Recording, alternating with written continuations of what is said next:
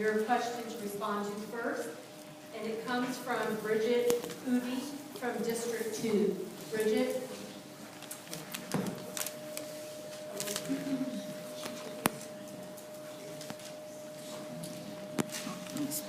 Oh, sure. Hi there. There we go. Can you share with us your thoughts about the possibility of a roundabout at the Womack intersection? I know there's been a lot of discussion about it. I feel very passionate about it. However, my question is, do you support or reject this idea? I know we've spent thousands of dollars researching it, and a couple factors as far as children being able to cross the street were not even considered. So would welcome your thoughts. Roundabouts have their place. I spent a lot of time in Europe. I spent a lot of time in Asia. You have them nearly everywhere around the world, but they're not exactly friendly to pedestrians. In this particular study that we did, I think it was about $135,000, they didn't take into consideration what a fire truck's going to have to do to try to clear that. And in addition, when I was standing there, they said they didn't realize there was a high school.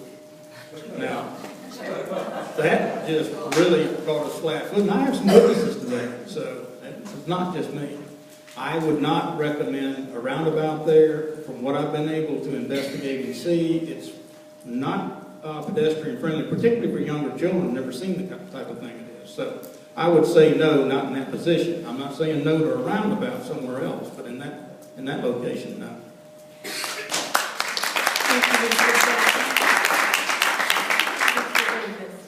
Yes, from where I'm coming from, we have roundabouts all around, and that is a mess. It's a big mess and it's a big problem.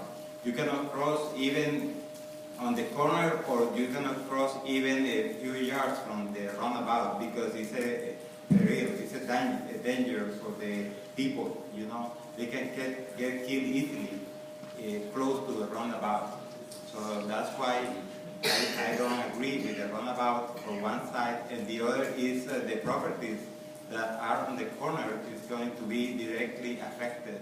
I am against anything that is against the private property. Thank you. Thank you, Mr. Davis. Mr. Murphy.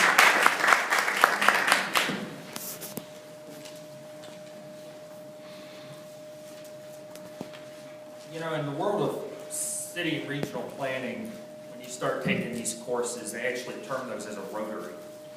And the definition of a rotary is where you're going to have multiple spokes of traffic coming into one area where you don't have a traffic device to control it reasonably. Now, the roundabout might be the answer, I don't know, but as mentioned earlier, you are going to be taking traffic. It is a sizable, I don't want to say heavy, but it's a sizable capital investment into that intersection where we haven't made the effort to try traffic lights, where we haven't made the effort to try other alternatives to see if they work. We might have done studies, but to me, that's the end-all, say-all option right there if we do put a roundabout at that intersection. And the sad thing would be is if we do put it in and it doesn't work, then you got to pay to take it out, repave the roads, maybe give the property back to the citizens, maybe it stays, I mean, we don't know. That becomes a very murky watered situation there. For that particular instance at this point in time, from the drawings that I've seen, and being as that's not far from where I live, I'm down in that neighborhood, the roundabout is not something I would like to see. I would like us to try other alternatives before we revisit that conversation. Thank you, Mr. Murphy. Let's face it, a roundabout is not a traffic device that most North Atlanta drivers are intimately familiar with. You know, some of us have spent a little bit of time driving in Europe, say, but it's not something the average driver has experience with. It's not something the average kid grows up seeing their parents negotiate. I know when I was a beginner driver, I've been watching my dad drive for years, and that's kind of how I learned how you did it. So we're going to have a new traffic control device that the citizenry is unfamiliar with, that will have an unending stream of new drivers from both the high school and the college. Those are new drivers as well. And we're going to superimpose that, our learner roundabout, on 3 schools worth of K through 12 pedestrian traffic.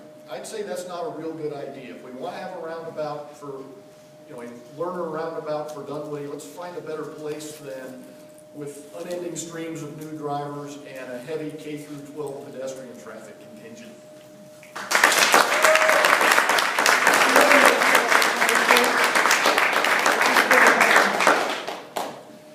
I think the number one thing we got to do for that intersection is make it safe for pedestrians, hands down. Does not matter what we do, if it's a roundabout, traffic light, or just if we even walk away from the roundabout. We got to improve the pedestrian crosswalks. That is just a fact. We got students there, we got high pedestrian usage. It is crucial that we make it safe for the children and for everybody who uses it. It's a matter of fact. Back in 1997, we had an intersection that we were looking at Peeler and North Peachtree and Tilly Mill. And we didn't want that at that time. Well, the city is actually now moving forward with that same exact plan. There's now going to be a traffic light at Peeler Road. So I think maybe at this time, let's see what the plans are from the roundabout, and if the citizens don't like it in the town hall meeting, and there's pushback, guess what? We need to listen. And that's why I'm running, is I want to listen. It's important that the city listens, it's important that council listens, but at the same time, we need the engineers to kind of explain their reasoning why they're suggesting a roundabout. My suggestion is, let's focus on pedestrian safety. That's the number one thing that we have to do for that intersection, hands down.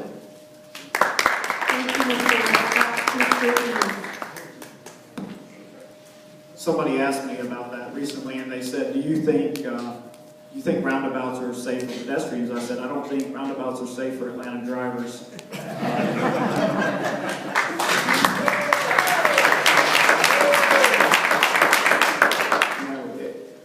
We absolutely have to do something to fix that intersection somehow, and it's certainly not a roundabout. I saw a video of stopped school buses with children getting off being passed by cars, and I was blown away. I'm like, I don't understand, in your right mind, are you on your phone or something? I mean, this is scary to me. So absolutely no roundabout there. Really the more disturbing thing to me is the fact that there was apparently no critical thinking in our city administration, and we went off and spent $138,000 some odd dollars trying to figure out how to stuff a roundabout in there.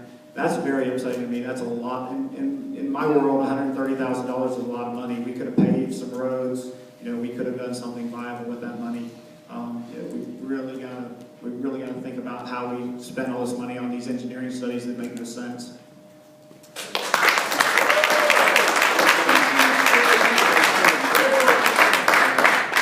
Mr. Thompson. As the only member of council that's sitting here, I don't know where Denny is tonight. I can let you in on some inside information that may calm you down. We pulled the funding for this in 2013. We're coming out with the 2014 budget, and Womack-Vermack improvements aren't in there either. I know that keeps circulating up, but guys, it is one of 11 failing intersections in Dunwoody, and we've got to get to all of them, and we will at some point. I'm just not seeing that that's out there now in the pipeline. Obviously, our first one's going to be North Peachtree, Peeler, Tilly Mill intersection. That won't even start till the end of 14. We've now got Womack and Mount Vernon that's out there, and there's several others that are out there in the pipeline. I know that there's talk of us not being that intersection not being pedestrian and bike friendly. I've talked to the engineers. I mean, came to the council meeting, we talked about it. I questioned them about that. What can we do to make this more bicycle and pedestrian friendly? And they went through their alternatives. The engineering studied several things, from turn lanes to traffic lights to roundabouts. So all the options have been explored out there, but just to kind of put it at rest, Will McCormick get done? Yeah, probably. Anytime soon? Not really.